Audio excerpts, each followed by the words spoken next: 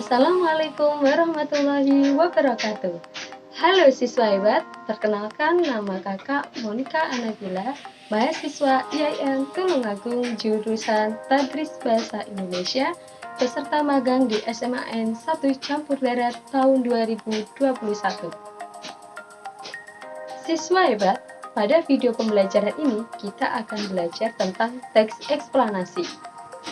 Oh ya, sebelum kita masuk ke materi, pernah tidak sih adik-adik mendengar atau membaca informasi mengenai fenomena atau peristiwa yang terjadi di lingkunganmu? Tentu pernah kan?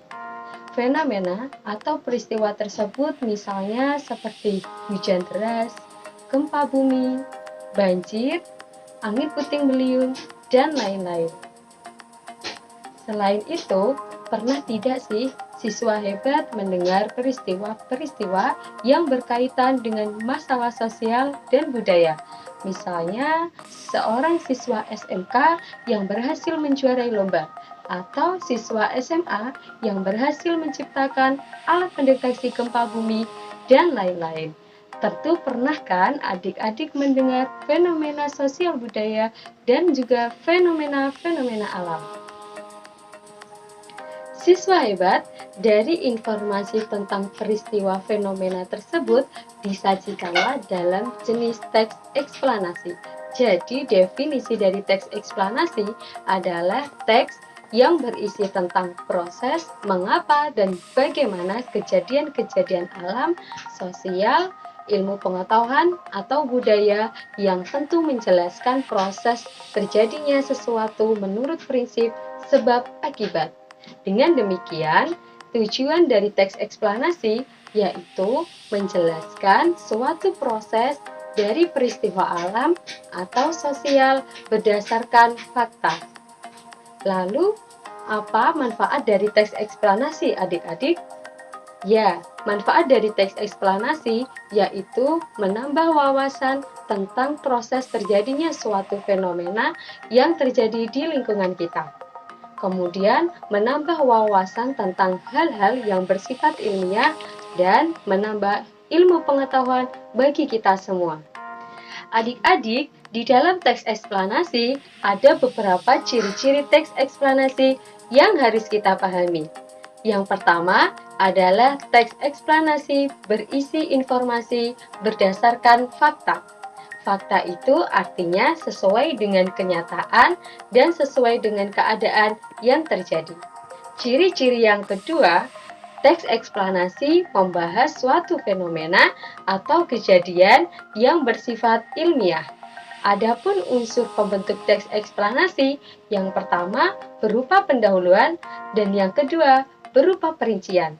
Di dalam pendahuluan berisi pengenalan objek yang akan dijelaskan, sedangkan perincian berupa penjelasan tentang urutan peristiwa, baik penyebab maupun akibatnya.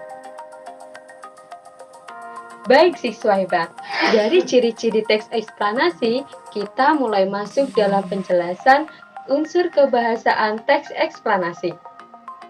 Halo adik-adik, ternyata setelah kakak cari tahu, kaidah kebahasaan teks eksplanasi itu terdiri dari 4. Yang pertama adalah konjungsi. Yang kedua, kata kati, yang ketiga, kata pasif, dan yang keempat, kata teknis atau peristilahan. Konjungsi yang sering muncul dalam teks eksplanasi ada 2, yaitu konjungsi kausalitas dan konjungsi kronologis.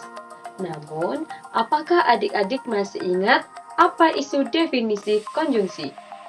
Ya, konjungsi adalah kata penghubung. Jadi, konjungsi kausalitas adalah kata penghubung yang menyatakan sebab akibat.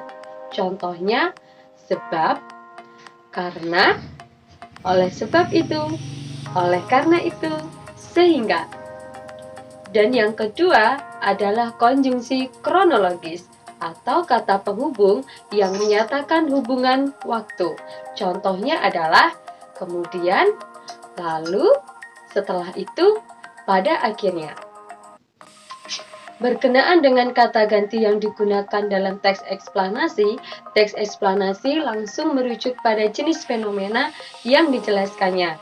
bukan kata ganti yang berhubungan dengan persona. Kata ganti yang digunakan untuk fenomena itu berupa kata benda, dibagi menjadi dua, yaitu konkret dan juga abstrak. Contohnya, demonstrasi, banjir, gerhana, kesenian daerah, dan bukan kata ganti orang seperti ia, dia, mereka. Kenapa demikian? Karena objek yang dijelaskan dalam teks eksplanasi berupa fenomena, bukan berbentuk persona atau berbentuk kata ganti orang. Selanjutnya, kaidah kebahasaan teks eksplanasi adalah banyak menggunakan kata kerja pasif. Contohnya, terlihat, terbagi, terwujud, dimulai, ditimbun, dilahirkan. Jadi, kata kerja pasif itu adalah kata kerja yang kata dasarnya mendapatkan awalan di atau ter. Kaidah kebahasaan berikutnya adalah pada teks eksplanasi banyak dijumpai kata-kata teknis atau peristilahan.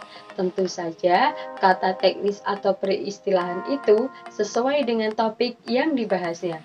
Apabila topiknya tentang kelahiran, maka istilah atau kata teknis yang sering muncul adalah istilah-istilah dalam bidang biologi. Demikian pula, apabila topiknya tentang kesenian daerah, maka istilah-istilah atau kata teknis yang sering muncul adalah istilah dalam bidang budaya dan sebagainya. Karena banyak topik yang bisa digunakan dalam teks eksplanasi. Baik siswa hebat, itulah kaidah kebahasaan teks eksplanasi.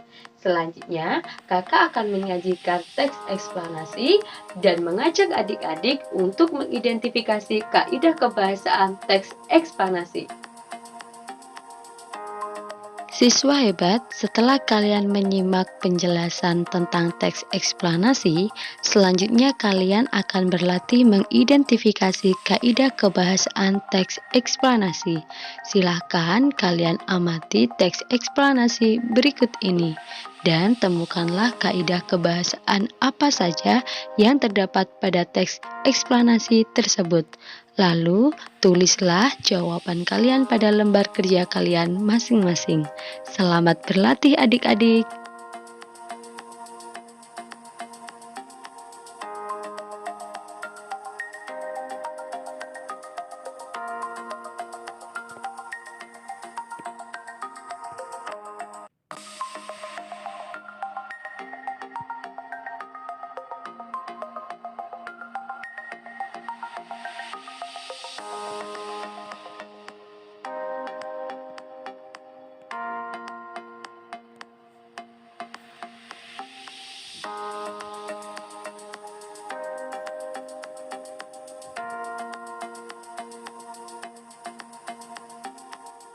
Demikianlah video pembelajaran ini. Terima kasih telah menontonnya. Sampai jumpa.